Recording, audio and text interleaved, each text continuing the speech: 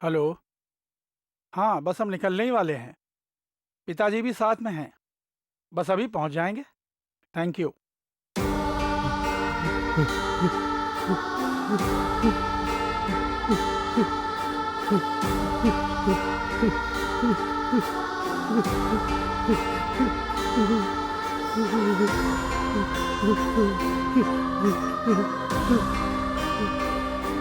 पिताजी, टाइम हो गया है, जल्दी निकलना है।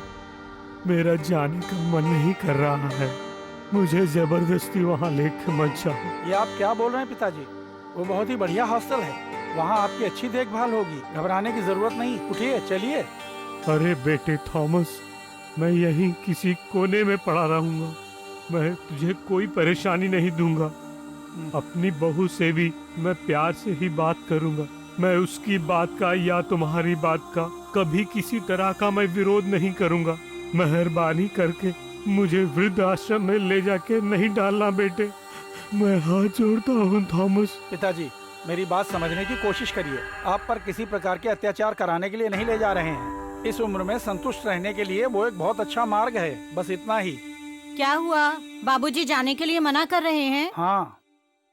हाँ बेटी, मैं वहाँ नहीं जाना चाहता। मेरे जो भी दिन बचे हैं मैं वो यहीं किसी कोने में पड़े रहकर बिता लूंगा। बेटी तू ही थॉमस को कुछ बोलना। इसमें मेरे बोलने से क्या होगा? तुम जानो, तुम्हारा बेटा जाने। तुम दोनों के बीच में पंचायत करने के लिए मैं नहीं आने वाली हूँ। अब आप चल रहे हैं या नहीं? दादाजी को कहाँ ले जा रहे हैं डैडी? वृद्धाश्रम में बेटे। वहाँ तुम्हारे दादा जैसे बहुत सारे लोग रहते हैं, उनके साथ खुश रहेंगे। टाइम टाइम पर वहाँ पर खाना दिया जाता है। जब चाहो टीवी देखो। यहाँ से भी वहाँ पर रहेंगे तो सबके साथ हंस बोल सकते हैं। दद्दू बोल रहे हैं ना वहाँ पे बहुत अच्छा लगेगा, तो वहाँ जाने से मना क्यों कर रहे हो? बेटे अभी यहाँ पर इस घर में सब अपने हैं, रिश्ता है। ये सब मुझे वहाँ नहीं मिलेगा। आप ये कौन से रिश्ते की बात कर रहे हैं? पिताजी, आप मुझे गुस्सा मत दिलाइए। मैंने एडवांस दे दिया है, चलना ही होगा। अब जल्दी चलिए। थॉमस, मुझे यहीं इसी घर में रहने दे, तू सुखी रहेगा। अब चलिए भी। जो भी बात करनी वहाँ जाके करेंगे।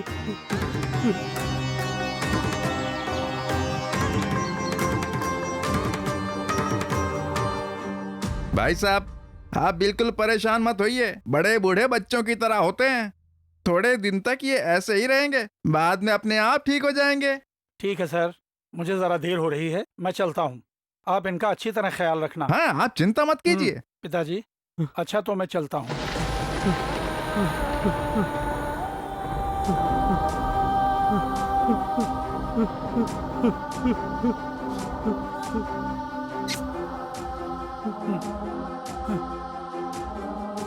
आराम से जाना।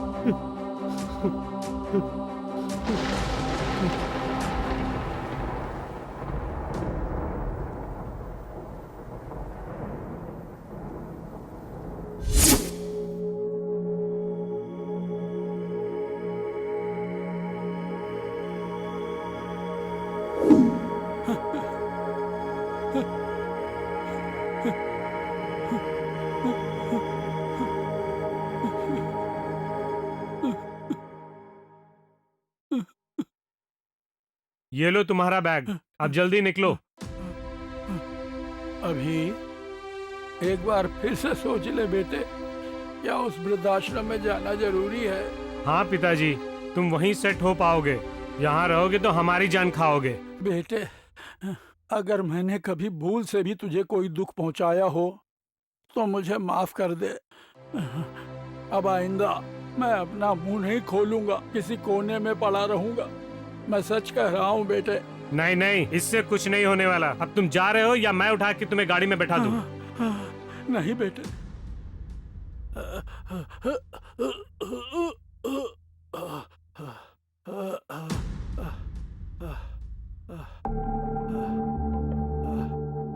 पिताजी, वहाँ क्या देख रहे हो?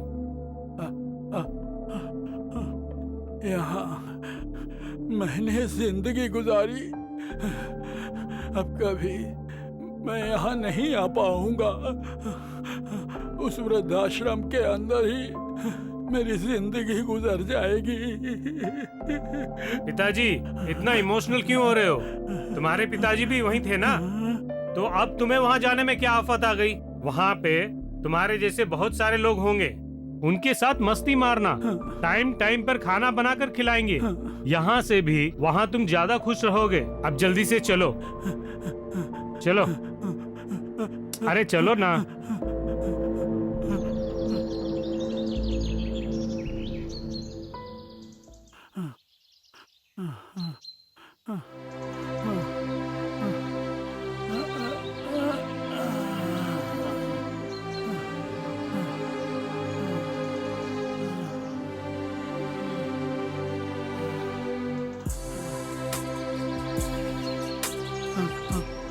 पैसे वगैरह भर दिए हैं, मैं चलता हूँ।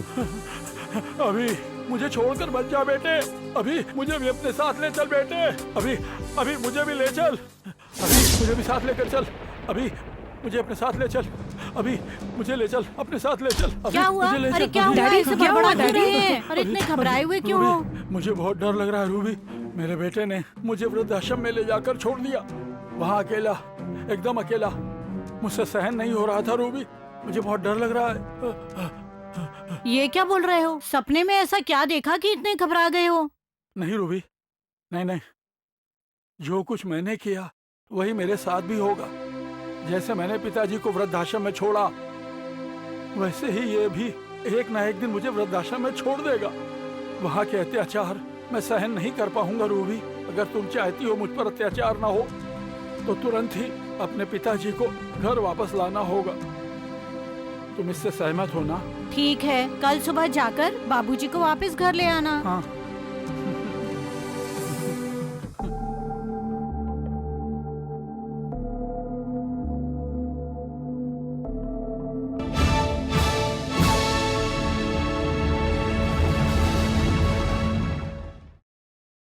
प्रिय बंधुओं, यीशु के नाम से आपका हार्दिक स्वागत है। यह आपके परिवार के लिए आशीर्वाद का समय है। आपके परिवार को प्रभु आशीर्वाद दे, उसके लिए मैं प्रार्थना करूंगा। आज आपको किसकी आवश्यकता है? चंगाई की, कर्ज की समस्या बदलनी है, व्यापार में बढ़ावा हो, उद्योग का आशीर्वाद मिले, या आपको रोजगार चाहिए? कौन सा आशीर्वाद आपको चाहिए? उसके लिए मैं प्रार्थना करने वाला हूँ। प्रभु आपके परिवार को आशीर्वाद देकर प्रसन्न करेंगे। उससे पहले मुझे ये बताइए, सपरिवार प्रार्थना करते हैं? रोजाना सपरिवार प्रार्थना करें, ये आपसे मैं बोलता आ रहा हूँ। उसके लिए 15 मिनट काफी है। सुबह सवेरे उठते ही आप और आपके बच्चे दांत वात मांजकर, मुंह धोकर, प्रभु के समूह में बैठकर एक 15 मिनट तक एक गीत या 2 गीत गा सकते हैं। एक एक अध्याय के हर कोई 4-5 वचन या 4 वचन बैठकर पढ़ सकते हैं। कोई एक प्रार्थना करे, बस रोजाना कोई ना कोई प्रार्थना करे। यह है सपरिवार प्रार्थना। इसमें 15 मिनट ही लगते हैं। उसमें बैठकर आप प्रभु के नाम की स्तुति करें। इसलिए सपरिवार आप प्रार्थना करें। जो भी बैठकर सपरिवार प्रार्थना करते हैं, उनके लिए हम यीशु छुड़ाता है सेवकाई की प्रार्थना सभा में प्रार्थना करते हैं। आपके परिवार के आशीर्वाद के लिए, जिस जिस कार्य के लिए यीशु प्रार्थना करने के लिए कहते हैं, उन कार्यों के लिए हम प्रार्थना करते हैं। इसीलिए प्रभु ने पारिवारिक प्रार्थना सभा का आयोजन किया है। 70,000 से भी ज्यादा लोग उसमें शामिल होते हैं। आपके परिवार के लिए प्रार्थना करानी हो तो आप भी उसमें भाग ले सकते हैं। उसके लिए किसी प्रकार का चंदा या भेंट नहीं है। बस सपरिवार प्रार्थना करें रोजाना, बस यही एक कंडीशन है। तो रोजाना सपरिवार प्रार्थना करने के लिए आप समर्पित हो जाएं। प्रभु आशीष देकर चलाएंगे। ठीक है, जब परिवार की बात आती है तो पति पत्नी, केवल इन दोनों की बात नहीं है। बच्चे भी रहते हैं और अभिभावक भी रहते होंगे। आपके उम्र दराज वाले माता पिता भी रहते होंगे। तो वो भी आपके परिवार के सदस्य हैं। वो आपके साथ रहते हैं, आपके माता पिता आपके ही घर में। तो परिवार की जब बात आती है तो पति पत्नी की बात नहीं होती है, बच्चे भी उसमें होते हैं। उनके साथ साथ बुजुर्ग लोग भी होते हैं, माता पिता, आपके सास ससुर, इन सब के बीच एक रिश्ता होता है। ये रिश्ता परिवार में प्रभु ने हमको दिया है। इन रिश्तों में किसी प्रकार की कोई दरार ना आए, ये बात बहुत जरूरी है। इसमें विशेषकर जो बुजुर्ग हैं, उनको लेकर अनेक परिवारों में समस्याएं होती हैं। कि उम्र हो गई है, चुप बैठे रहें तो कोई बात नहीं, उल्टी सीधी बातें करते हैं। हमारे ज़माने में हम कैसे रहते थे और अब देखो बच्चों से अगर ऐसी बातें करेंगे, तो वो कहेंगे ये क्या दादा-दादी ऐसी बातें कर रहे हैं अपने ज़माने की, उनका ज़माना तो कब का चला गया है। आज का ज़माना बिल्कुल बदल गया है, इस प्रकार से वो जवाब देते हैं। तो इस प्रकार की बातें करते हैं, ऐसी हरकतें करते हैं, इनकी वजह से परिवार की शांति भंग होती है। इसलिए अच्छा होगा इन्हें वृद्ध आश्रम में छोड़ आएँ, यहाँ रखने की ज़रूरत क्या है? इस प्रकार की समस्याओं से आप जूझ रहे होंगे। आपके परिवार में भी इस प्रकार की उलझन पैदा हुई होगी। लेकिन एक बात जान लीजिए, बाइबल क्या कहती है? वचन क्या कहते हैं उन पर ध्यान दें। नीति वचन 23वां अध्याय, उसका 22वां वचन मैं पढ़ के सुनाता हूँ, ध्यान से सुनिए। नीति वचन 23वां अध्याय 22वां वचन। अपने जन्माने वाले पिता की सुनना, और जब तेरी माता बूढ़ी हो जाए तब भी उसे तुच्छ न जानना। तो पिता की सुनना, माँ को तुच्छ न जानना, ये प्रभु का वचन है। तो हम जो भी कार्य करते हैं वो परमेश्वर के वचन अनुसार करें। तो प्रभु का वचन क्या कह रहा है? बूढ़े होने के बाद भी अपने माता पिता की सुनो, उन्हें दुत्कारना नहीं, उन्हें तुच्छ न समझना। तुम्हें कुछ नहीं आता है, कुछ पता नहीं है, उस जमाने के हो, ऐसा बोल के चुप करा के घर में ही एक कमरे में बैठाकर न रखें। नहीं, जब देखो कुछ ना कुछ बोलते रहते हैं, परिवार के कार्यों में बाधा डालते हैं, बहुत समस्याएं खड़ी करते हैं, इन्हें वृद्ध आश्रम में ले जाकर छोड़ देते हैं। इस प्रकार से न सोचें।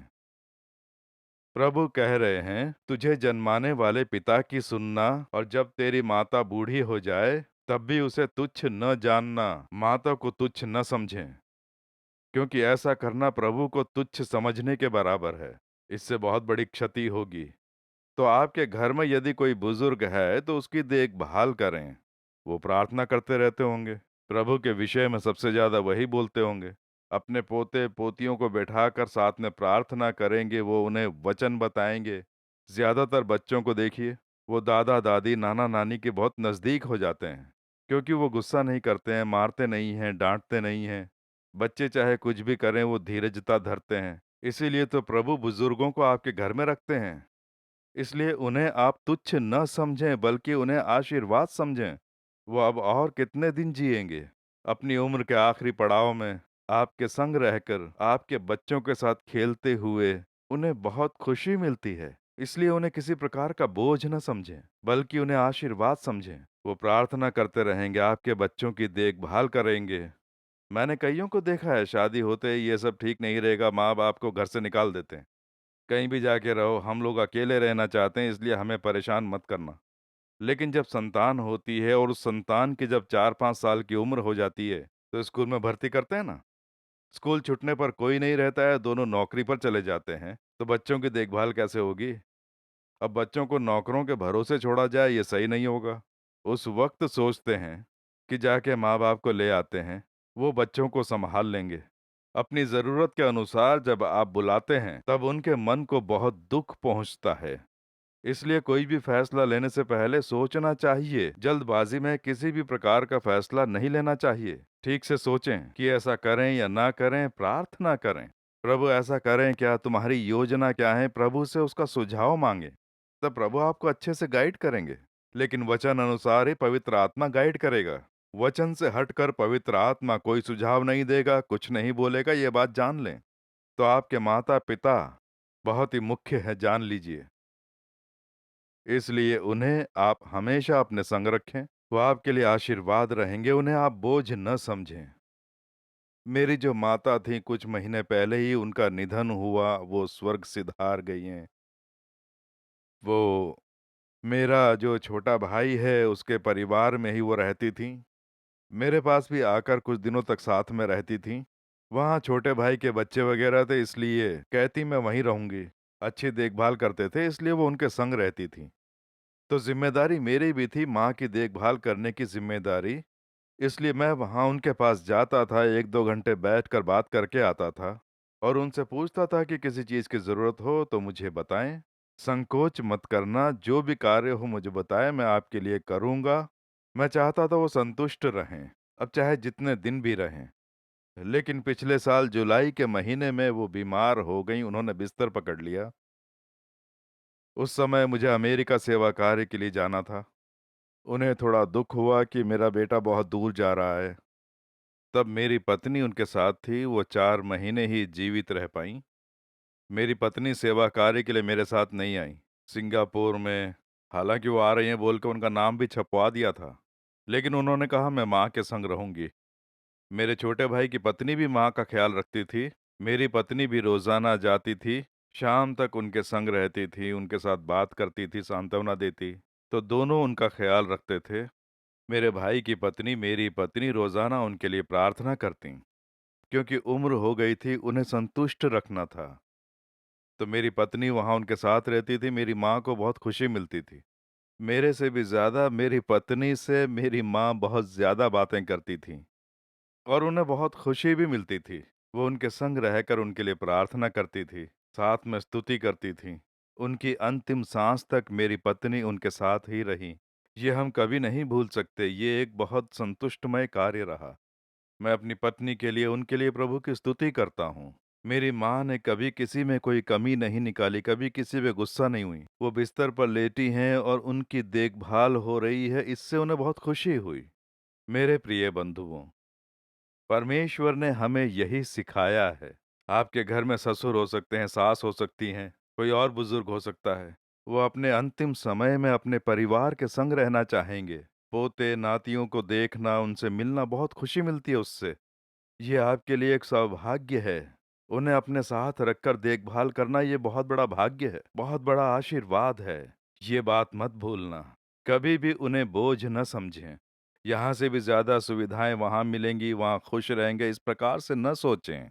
उनका जो मन है, ये रिश्ता मन से जुड़ा है। खाना मिलेगा, टीवी देखेंगी, कई सुविधाएं भी मिलेंगी, लेकिन यहाँ बच्चे हैं, अपना रिश्ता है। रिश्ते में दरार पड़े तो जो मन है, उस मन को ठेस पहुंचती है। तो वैसे गलती न करें। घर पर ही उनकी देखभाल करें। जो पैसा आप वहां देंगे, वो घर में ही खर्च करके अगर उन्हें कुछ सुविधाएं दे देंगे, तो वो आपके घर में ही बहुत खुश रहेंगे। उन्हें उनके हिसाब से जिस चीज की भी जरूरत हो, उसकी व्यवस्था करके उन्हें संतुष्ट रखें। वह आपके लिए आशीर्वाद होगा।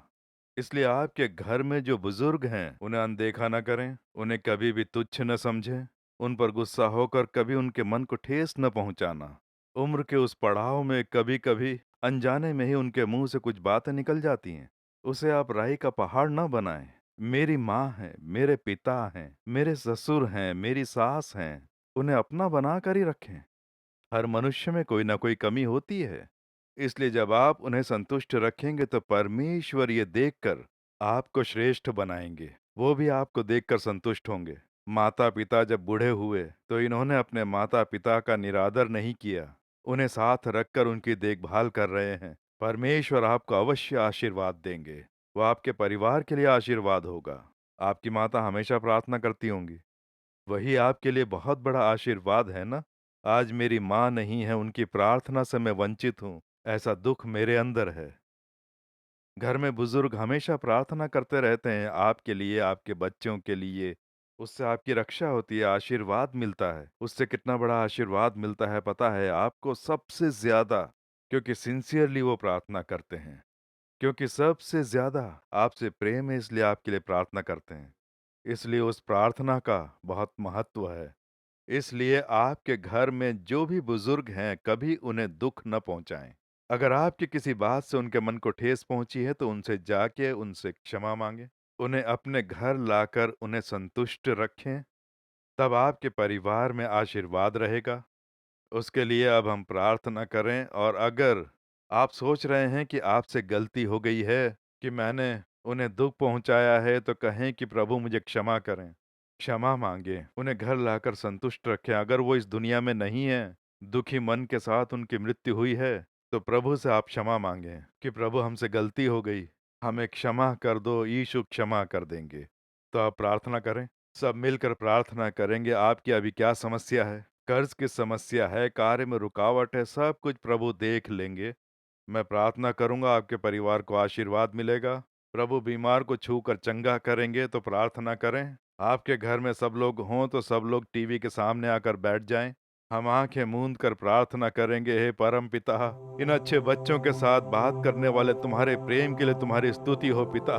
घर में जो बुजुर्ग हैं उनके लिए तुम्हारी स्तुति करते हैं। माता पिता सास ससुर सबके लिए तुम्हारी स्तुति करते हैं पिता। हमें ये अच्छा रिश्ता देने के लिए तुम्हारी प्रार्थना करते हैं, स्तुति करते हैं। संतुष्टि के दिन, प्रसन्नता के दिन प्रदान करने के लिए तुम्हारी स्तुति हो। इस समय परम पिता घर में जो बुजुर्ग हैं उनके लिए प्रार्थना कर रहे हैं। जो भी दुखी है या किसी के मन को ठेस पहुंची हो तो दया करके उन्हें सांत्वना दो, उन्हें प्रसन्न रखो, उन्हें सामर्थ्य दो। उनके मन में जो दुख है प्रभु उसे बदल दो।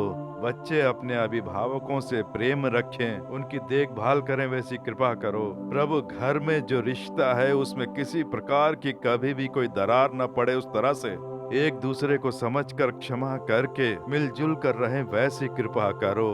अपने बच्चों की सहायता करने के लिए तुम्हारी स्तुति हो। स्वयं को समर्पित किया इसलिए इसी समय इनके परिवार को आशीर्वाद दो। इनकी पैसों की कमी दूर करो, पैसों की जो समस्या है उसे दूर करो प्रभु। ये अपनी इच्छा अनुसार भलाई और आशीर्वाद पा सकें, वैसे मार्ग खोल कर दो। सारी रुकावटें यीशु के नाम से दूर हो जाएं, विवाह के कार्य सफल हो जाएं, संतान सुख देकर आशीर्वाद दो। उस परिवार की सारी बीमारियां दूर हो जाएं यीशु के नाम से।